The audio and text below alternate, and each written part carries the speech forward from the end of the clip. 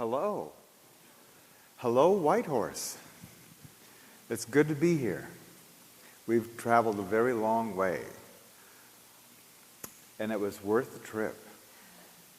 The whole way it was worth the trip, and this is just icing on the top. Thank you very much. Icing.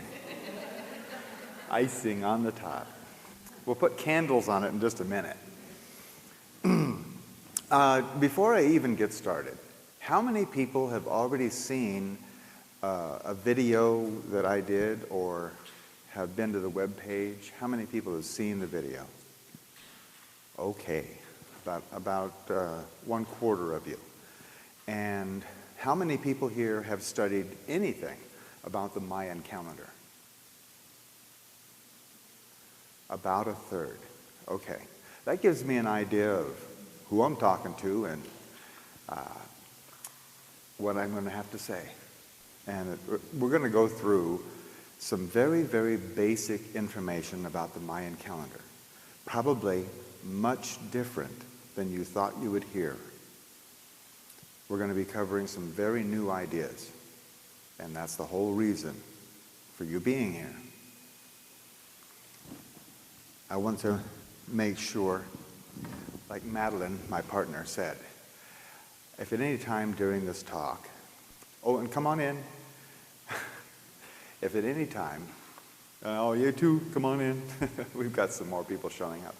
If at any time something isn't really clear, raise your hand, because this is not a lecture. This is a conversation. This is a two-way street here, okay? It is my job to make sure that you are imparted this information and that you understand it.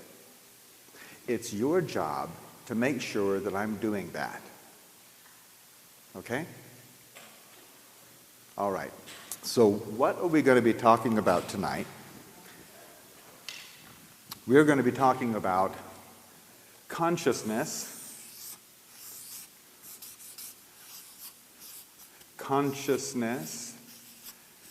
and calendars.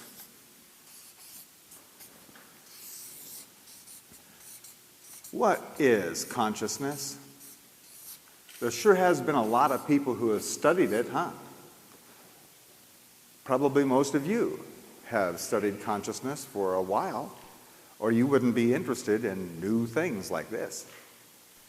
So many people come up with a different definition for consciousness in their studies. And it's really useful for us all to have an agreement when we get started here of what consciousness is. And one that I've found works really well, and I'll just throw it out as an idea, is that consciousness is the awareness of being aware. Whenever you've noticed yourself noticing something, you have been experiencing your own consciousness.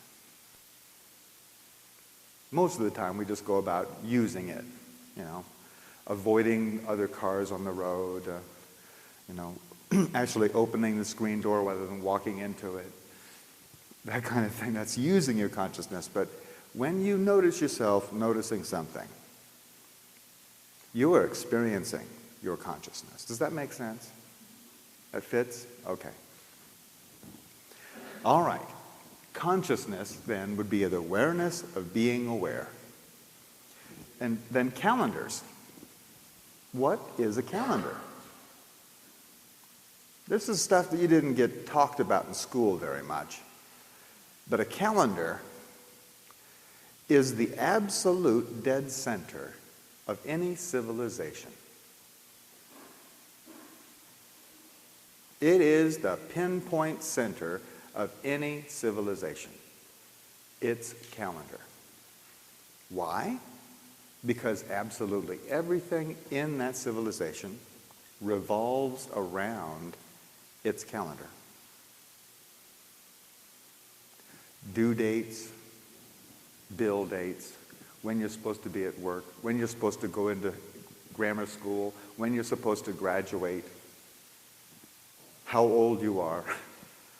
All of those things are relative to the calendar.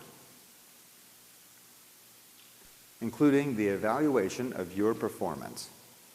How many widgets can you produce by Wednesday? That's how valuable you are. It's all related to the calendar. A calendar is an agreement of a society or a civilization of what day it is or what time it is. And that is the absolute dead center of any civilization's consciousness. Your consciousness of what has come before or what will come in the future is all related to our calendar. Can you see how pivotal that is? In fact, it's a funny thing about consciousness. Consciousness always has a location. It looks sort of like this. Here's a pinpoint here. More like a target that represents your consciousness. Your consciousness is oriented by two considerations. A consideration is a decision on how things are. Okay? These considerations, one of them is time, and the other is place. Time and place is the orientation of your consciousness. It's actually working right here and right now. Some time ago, you had the consideration that you would be at this talk. And ever since, you have been handling things that came up and your own considerations to where you would be in this place. This time and this place. It's been that way throughout your whole life. Time and place, time and place, time and place.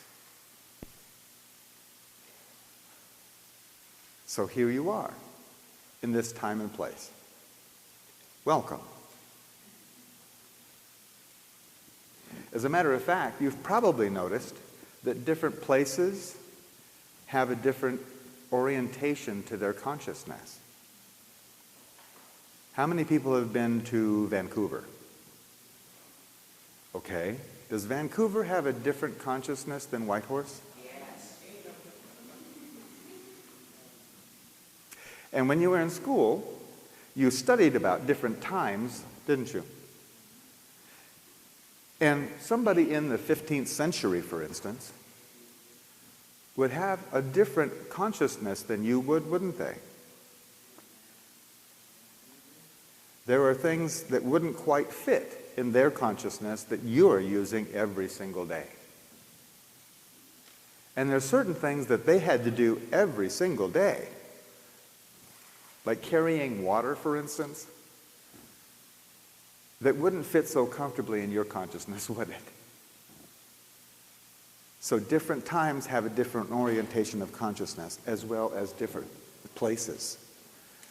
But this orientation, this time and place, what this is, this operation, is it's actually establishing a thing called your viewpoint. Your viewpoint. This is your point from which you view the universe.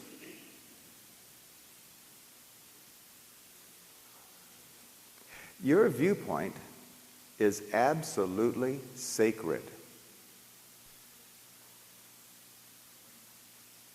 For one simple reason.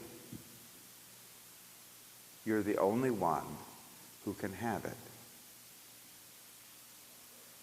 In all of infinity and in all of the life forms and types throughout the whole universe, you are the only person who can have your viewpoint.